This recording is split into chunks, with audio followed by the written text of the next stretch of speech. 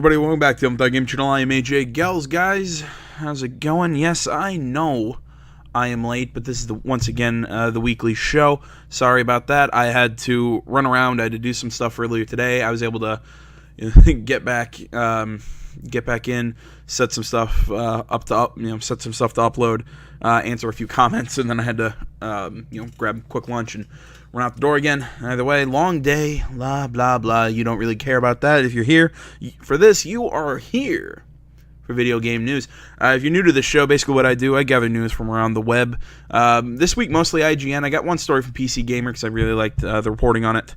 Either way, I gather news from around. I come here, I read articles, I talk about them, give my opinions, all that. As always, you can find a itemized list of what I talk about, along with a good, I'm not going to say pinpoint, but damn near close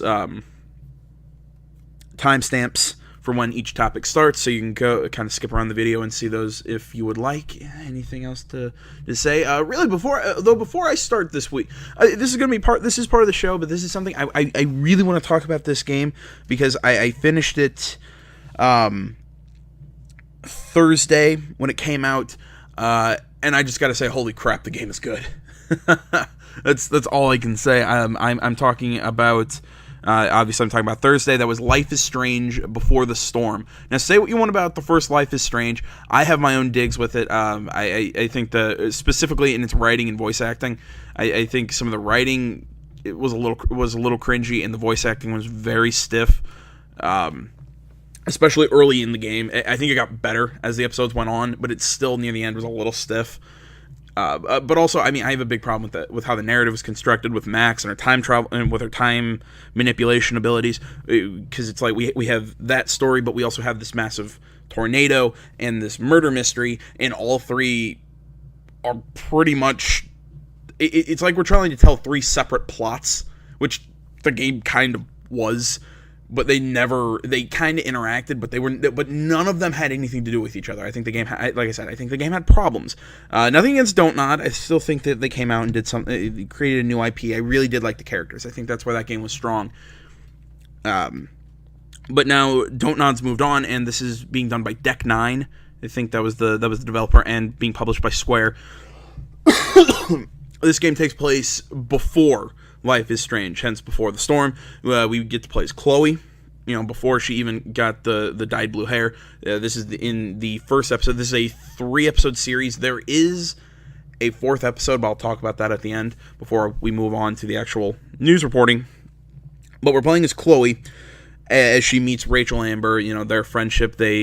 At the very end, at the very end of the episodes where they decide to kind of run away together, that they're gonna, kind of leave Arcadia Bay behind. Really, really well done. I think the writing was good. The performances, while still a little stiff, I could tolerate.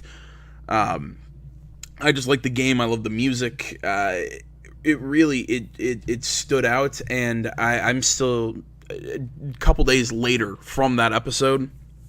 Still dying to play the next one. I am still waiting. I can't wait for that next announcement to be made for the second episode. Now, to a big complaint I do have about the game, that I didn't know about this ahead of time. Otherwise, I would have bought the deluxe edition up front, as opposed to now spending another about $10 getting the expansion. Because what they're doing with this game is the deluxe edition has the main 3 episodes about Chloe and Rachel, but then there's a 4th kind of bonus episode that you get through the deluxe edition where you play as Max and Chloe, but like way before everything. I don't know how it ties in with everything, but this really bothers me that they're hiding something behind that, like behind a paywall. I mean, I get it, it's DLC, but it's games like these. I don't know. I mean, it feels a little scummy. Plus, you're hiding it behind about like a $10 expansion. I just don't like the way they rolled that out. I think that's the one massive black mark on this game. But overall, I think the game is good. If you don't want that bonus episode, I think it's like $12. I mean, it's a cheap game, really good story. go by, check it out if you're interested. So now that I rambled about, that stuff, let's hop into the news. First thing that we have is from the 31st of August by Matt Davidson of IGN. Violent games, and I quote, have no place at the Olympics, says IOC president. The article reads, in an interview with South China Morning Post, current president of the International Olympic Games Committee, Thomas Bach, has spoken about the game's desire to attract a younger audience, but insists that esports will only be embraced into the Olympic family on the proviso that they don't feature violence. Although Bach notes the meteoric rise in popularity of esports, the International Dota 2 Championships, which took place this month, featured an eye-watering $24 million prize fund. He makes clear that the kind of games the IOC are interested in are games which replicate real sports, such as soccer or basketball, but they have to draw the line at games which feature violence. The Olympic Charter lists as a key value promoting a peaceful society, end quote, which Bach seems to infer means the IOC are reluctant to endorse any form of violence, however virtual. Now, I've read the comments to this article, and I know what a lot of people are thinking. Well, don't they still have, boxing, judo, multiple forms of combat sports? Yes. This is where we kind of get into a kind of a gray area with this term of, well, it's violence, but it's not like war violence. It's not just shooting, and it's not. It's different. It's still sport. I think that's the concept. It falls under the category of sport. And yes, I understand some people want to argue with me. Esports, blah blah blah. All in all, my stance on this is esports has no place being in the Olympics. I think it is a sport. It's all sport. I think the same. It's just like chess. It doesn't belong in the Olympics. The Olympics, it's for real life sporting events. Nothing against esports. These guys, the people who do esports, I have about the same amount of respect for them as I do an Olympian, because those guys, their reflexes, everything is top notch. They are the best at what they do, and I'm not trying to bag on them at all. But I think these things are separate. That is what I'm saying. I think these things are separate. I understand. I think at the upcoming Olympics that they're doing a exhibition. There we go. But I don't think esports has a place in the actual Olympics. I just don't. And again, if you want to disagree with me, you're more than welcome to go into the comments. Tell me why you disagree with me, and I'll talk to you. It's just this is one of those things that you're probably just not going to change my mind on. And even if it, yet I also kind of sit and go, but if they were added to the Olympics, I still wouldn't watch them. I don't really watch the Olympics or really even give a crap, but I don't think that they should be in the Olympics. It's just that is entirely my personal opinion. The article continues. He does, however, mention the more peaceful esports, such as the aforementioned soccer or basketball, are of high interest. Indeed, as we reported recently, Paris is still considering the possibility of esports featuring as a medal event when it hosts the games in 2024. One of the problematic areas, however, is the lack of industry regulators for such sports.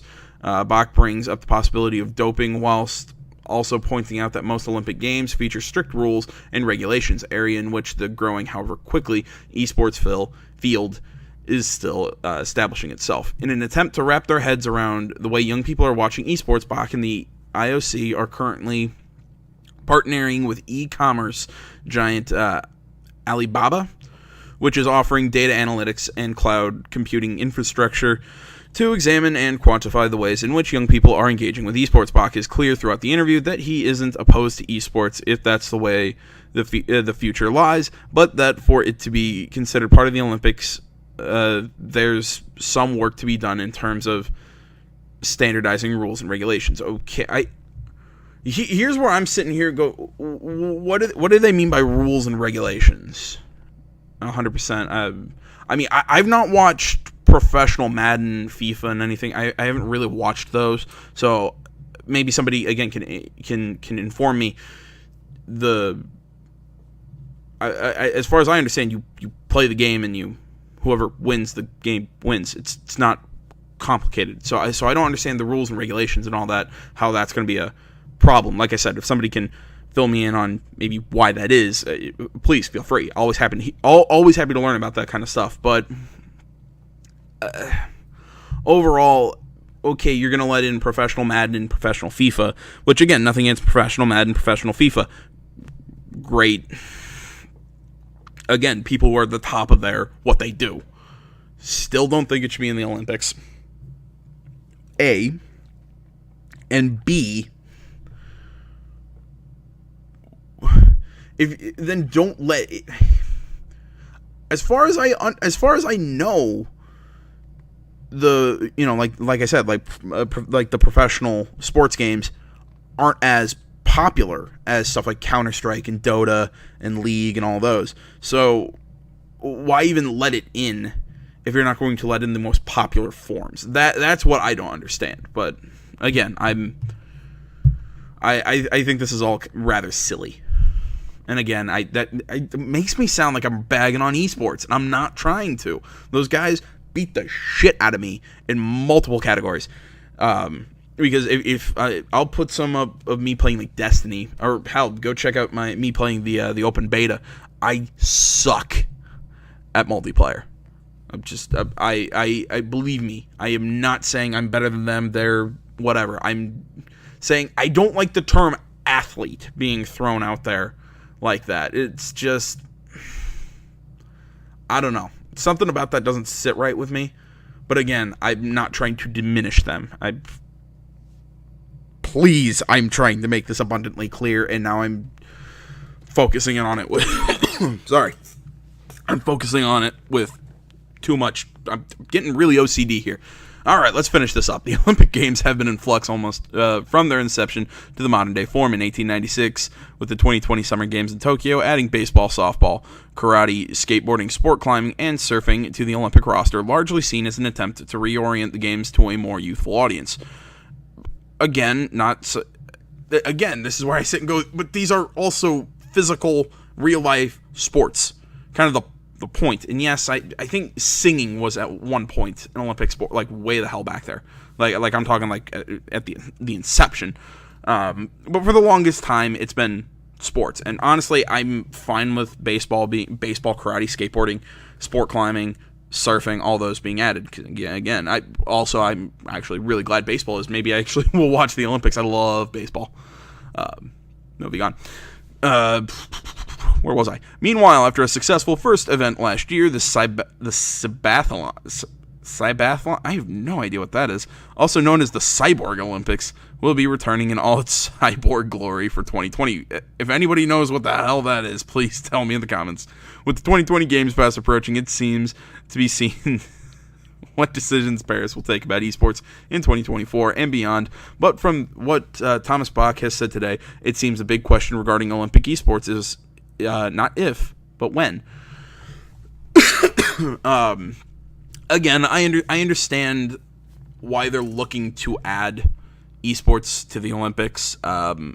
Again, this is where, again, I sit and go, I guess I might be being a little too harsh when I say it has no place. I guess it does have a place. It's just, again, I think esports have their own realm of competition, and I think that's where I think that's perfectly fine. I think that's where it should be. I don't think they should be in the Olympics. Personal opinion. Again, you disagree with me, you're more than welcome to go into the comments and tell me you disagree with me and tell me why, and we'll talk about it there. So that's all that. All right. Next article, QuakeCon 2017, Bethesda says it's made Brink free to play because why not? Article by Tom Marks, IGN. Now, does anybody remember this game? I remember it very slightly. Very odd game. Earlier this week, the 2011 competitive FPS Brink unexpectedly became free to play, announced only through a brief news post on Steam.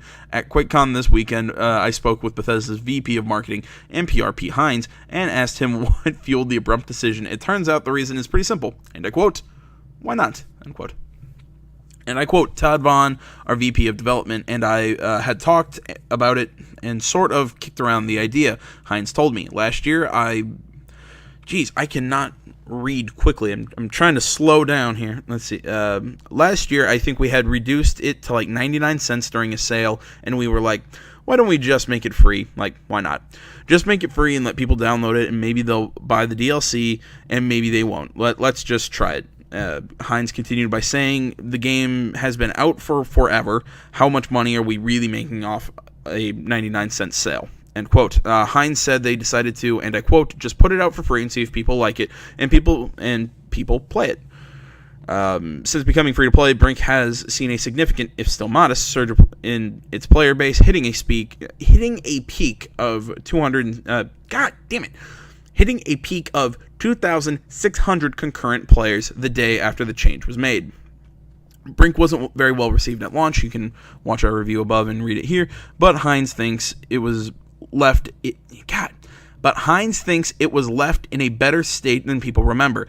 It had, and I quote, it had its issues when it first launched, Hines explained, but I think we updated it and got to the point where it was fun and stable, end quote. Hines concluded by saying, I like trying stuff, I like catching people off guard, it's QuakeCon, we do fun stuff around QuakeCon, end quote. Again, I remember this game very slightly. It had an interesting story. It was kind of like terrorists and counter-terrorists kind of thing within this fictional, futuristic world. It had a lot of free running. It was an interesting concept, yet the single player was run basically as a way to teach you multiplayer. If you ever played Shadowrun, it was very similar to that. Just all in all, I mean, it was a very forgettable game in my opinion. But apparently people like it, and I'm glad that there's a market out there, I guess, for it. And even though I guess it's free now, so I guess it's not much of a market. But oh well. Moving on, we got a bunch of we got a couple announcements this week. Some of them I really like, but let's run them down. Let's hear. First one: Yakuza Kiwami 2 and Fist of the North Star game announced. Sorry, for PS4, Yakuza Online for PC and mobile. By Alex Osborne, IGN. Article reads, 3 new titles from Sega's Yakuza studio are on the horizon, including a remake of Yakuza 2 for PS4, a free-to-play Yakuza game for mobile and PC, and a Fist of the North Star game for PS4. As reported by Gematsu, Yakuza Kiwami 2 was announced during the studio's live presentation today. This remake of Yakuza 2 will be released for PS4 in Japan on December 7th, and is built in the Dragon engine, the same engine that powers Yakuza 6, The Song of Life. It features a new scenario, new voice cast, and several other additions. Check out the official site for more. Watch the announcement trailer below. We're gonna see. I like how the pores in the face aren't just like giant. It was really. I'm playing Kiwami, and it's really weird. Although I guess Zero had the same problem. Sega has announced Yakuza Online, a free-to-play game for PC and mobile that will release in Japan next year and serve as the first entry in its new Yakuza series. The game will feature microtransactions, tell new stories about the events of Yakuza 6, The Song of Life, and star a new character as its protagonist. For more on Yakuza Online, check out its official site as well as its announcement trailer below. I'm not gonna, just for time reasons, I'm not gonna sit and watch all these announced trailers. But you can find, you can go into the article, watch the trailers, because there will be links to every article down below. Finally, or in the description. Finally, an action-adventure Fist of the North Star game crafted by development team behind the Yakuza series was announced and will be released in Japan in 2018. The game will tell an entirely new story, feature Yakuza-like play spots, and star Fist of the North Star protagonist Kenshiro. Head over to the official website, all that general stuff, and like I said, all 3 aforementioned games are currently only slated for release in Japan, as Sega has yet to announce plans to bring these titles to the West. I highly doubt that they won't at least bring Kiwami 2, but jeez, I don't think I've ever actually read / watched Fist of the North Star. I know it was a martial arts manga. I know it's really popular. I know a lot of people like it. I don't think I've ever read, like I said, read / watched it. But I would be surprised if at least Yakuza Kiwami 2 and Fist of the North Star don't come to the West. Personally, what I'd like to see them do with Yakuza, I'd like to see them take Yakuza 3, 4, and 5, the PS3 ones, if they're not already available on PS4, which I don't think they are. I mean, like, as far as like remake, I'm not saying like remake them, but at least like launch them like through the services on PlayStation Network, unless they already are, and I just haven't found them. But just because I'd like the entire series to be out there on PS4 so I can play them all before I jump into 6. But that's just me. Not sure if I said this, but the remake Yakuza 2 will be on December 7th. I probably skimmed over that, maybe missed that sentence. Either way, like I said, this is kind of the quick hitting section. This is where we're talking about a lot of announcements. Like I said, Oxenfree has been announced for Nintendo Switch. Article by Chloe Rad, IGN. Oxenfree, the supernatural indie mystery from Night School, is headed to Nintendo Switch. Night School Studio teased the port on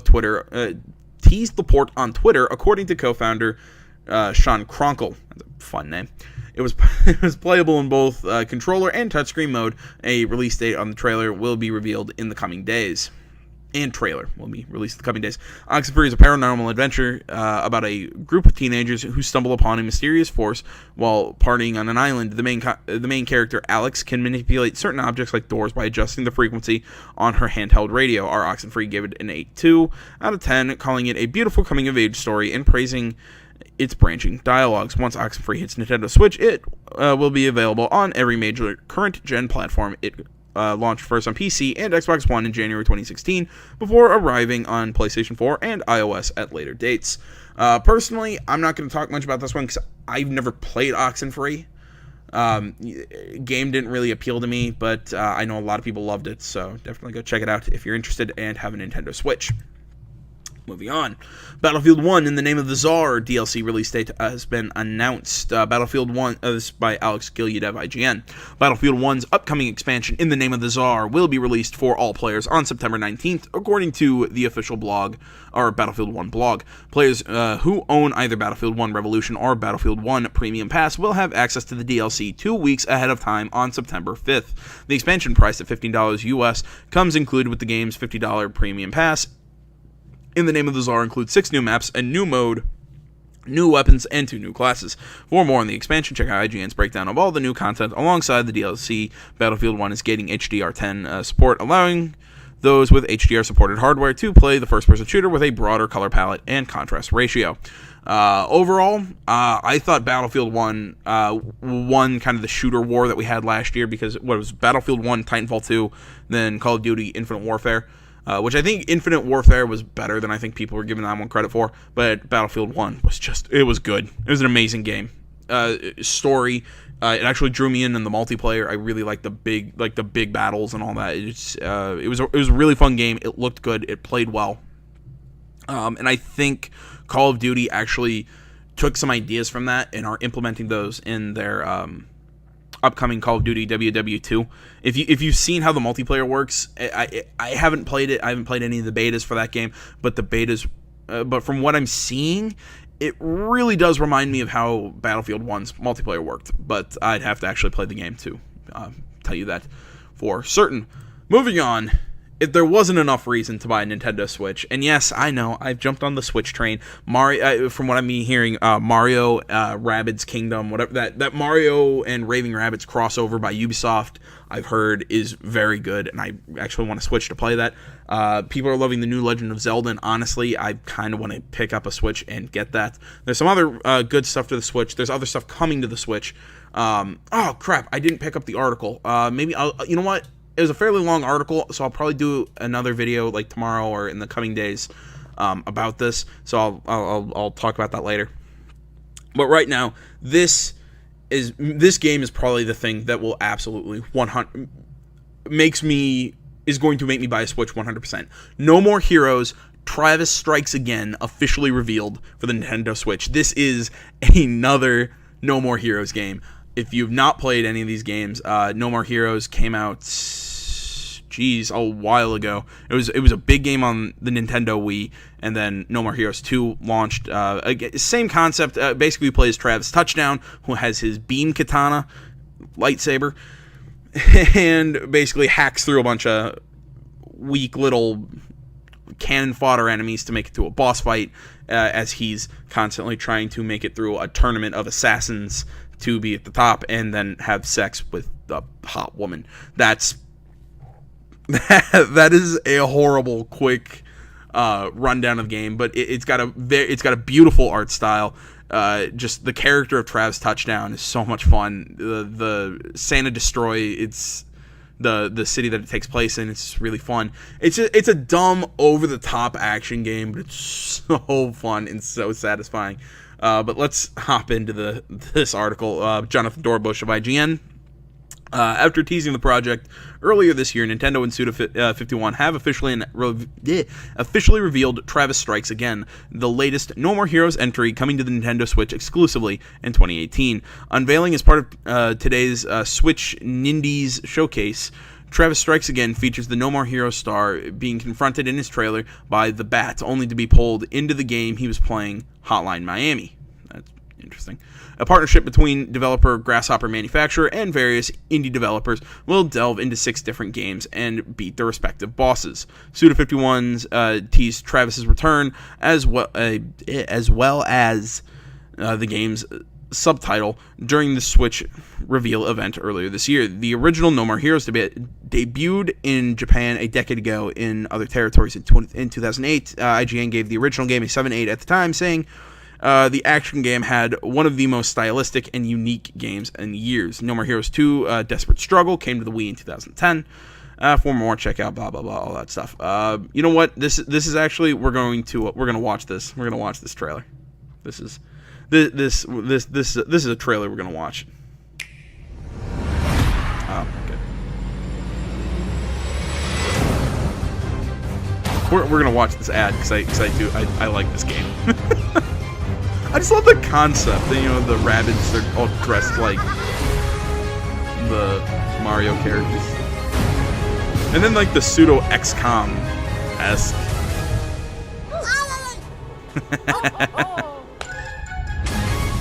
It just makes me smile. It's fun.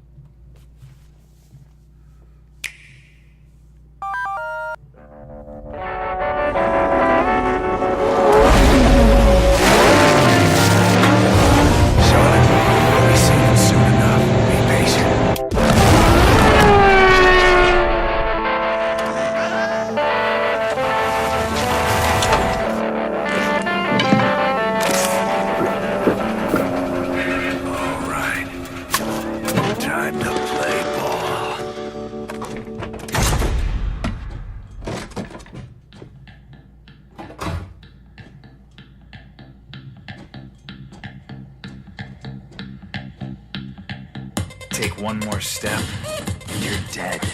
It's too late. Now you're screwed, old man. You wanna play? Let's play. Bring it, nerd. Hey, you're dead. Hold on. Wait for a long time. There's a new generation of humans out there. Let me at least introduce myself. Travis Touchdown. You murdered my dog. Don't pretend you forgot. Now you're just gonna confuse people. They need to know about the most hardcore assassin in video games. You bastard! We're trying to butter up the gamers. Your fight is here in the real world. Nice work, Mickey Mouse. The Death Drive Mark II, the Phantom Game console. So this is where it's been hiding.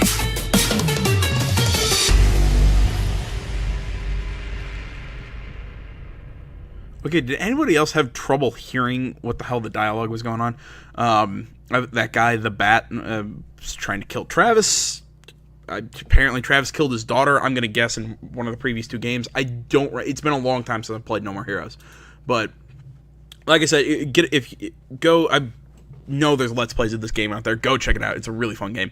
Like I said, the art, it's got such a beautiful art style. It doesn't take itself too seriously. It's very tongue-in-cheek. It's very comedic. And I really like this concept that apparently Travis is getting pulled into other games and you're fighting other games' bosses. That's going to be pretty fun. Again, I think this is the one that's going to get a Switch. Get a Switch just for this game. Moving on to an article by PC Gamer, written by Andy Chalk. Shadow War DLC character will raise funds for family and producer who died of cancer. Forgoth Orc Slayer is a tribute to executive producer Mike Forgey. I have no idea how to pronounce that. I've been hearing about this DLC, but normally I wouldn't have covered it. But just because of the reason, I like the reason to do this DLC, and I like this kind of a tribute to a producer like that, and especially raising funds for the family. I think that's a very noble thing to do. So again, I wanted to cover it and bring this up to the public, or I mean maybe not to the public, but any more people that I can. See here, Forgoth Orc Slayer is not a character that fans of Tolkien's Middle-earth lore are likely to be familiar with. That's because he's actually a new addition to the universe created by Monolith for the upcoming Middle-earth Shadow of War to pay tribute to executive producer Mike Forgey, again, I can't pronounce it, who died of cancer in 2016. Mike Forthog Forgey was our executive producer and great friend here at Monolith. He was always ready to leap into the fray and save the game whenever and wherever he was most needed. Monolith said, "We lost Mike to cancer during the development of Shadow of War, and we want to remember and honor him with a little bit of immortality in Mordor. The legendary Forgoth Orc Slayer is our way to continue having Mike leap into battle and save us when we're down." End quote. Mike Forgoth from the Shadow of War game Twitter account. Monolith, we lost blah blah blah blah blah. Let's see here. It sounds like Forthog will work much like Fallout's mysterious stranger. When the player is in trouble, there's a chance he'll show up, clean house, and then wander off to wherever, needing no more reward than the satisfaction of a slaughter well done. Studio head Kevin Stevens said the idea emerged from Forgey's real-life willingness to jump in and help wherever he was needed. And I quote, "The idea of him jumping in to save the day is something we wanted to capture." Stevens explained in the video below. The Forgey segment starts around 10:15. There's situations where you go down on a knee and you're in your last chance and you're out of... and you're in your last chance and you're out of your last chance. And traditionally an orc would kill you, but there's the possibility that one of your followers could jump in and save you. And so Forthog Orc Slayer is basically a savior that's just in the world, and if you have this DLC, randomly, it doesn't always happen, but randomly he can jump in and save you when you need it most. That really represents Michael's personality. Forthog Orc Slayer will be sold separately as DLC for $5 with $350 of each purchase made in the U.S. Excluding. Oh God! Now we're playing into my Alabama, Illinois, Hawaii, Massachusetts. I can't remember MS and South Carolina.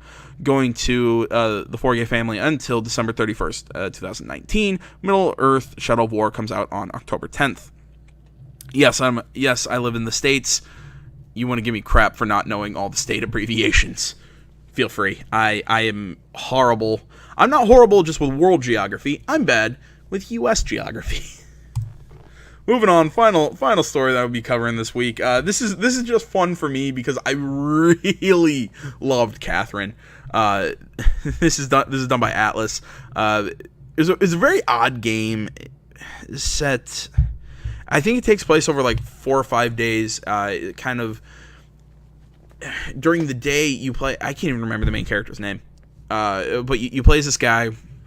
He's dating this girl, Catherine, and I'm trying to remember the exact premise of the plot, but basically every night he goes into this dream world and he's doing these like block puzzles as he's trying to climb to gain freedom or some sort of enlightenment.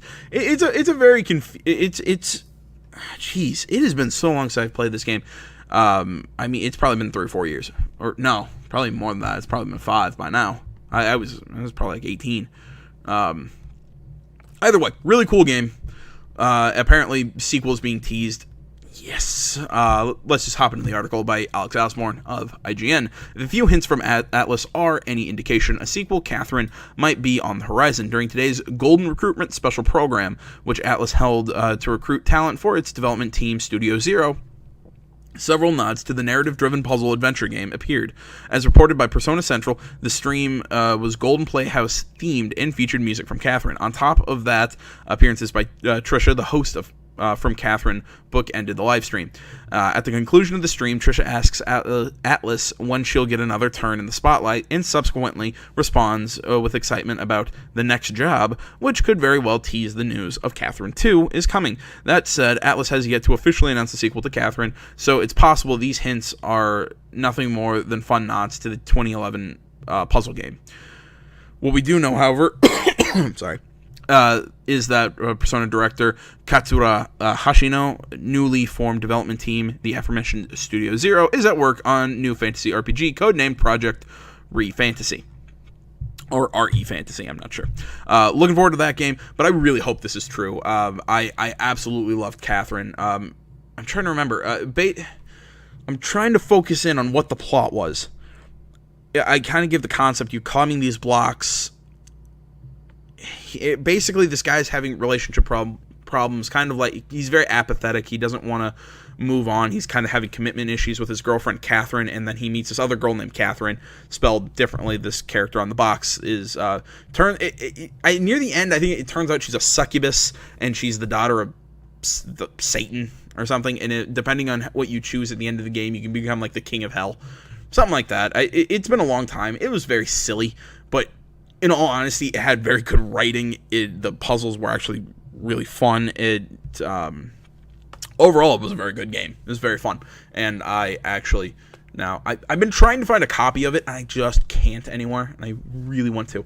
But like I said, but either way, that's all the news I have for you guys this week. As always, if there was something that I didn't cover, you maybe want to hear my thoughts on, please post a link to an article down in the comments below. And you can also hit me up over on all the social media platforms. That is Facebook, Twitter, the website, minds.com. Links to all that stuff is down in the description below. So like I said, go there, interact with me. Happy to talk with you guys. All that stuff, you can leave those in the comments, like I said, or just post a normal comment. Sorry, if you're not already, please subscribe to the channel. Stay tuned for more of this show and more general videos next time. But until then, I am AJ Gills. This is the Untitled Gaming Channel. Thanks for watching, everybody. I'm out.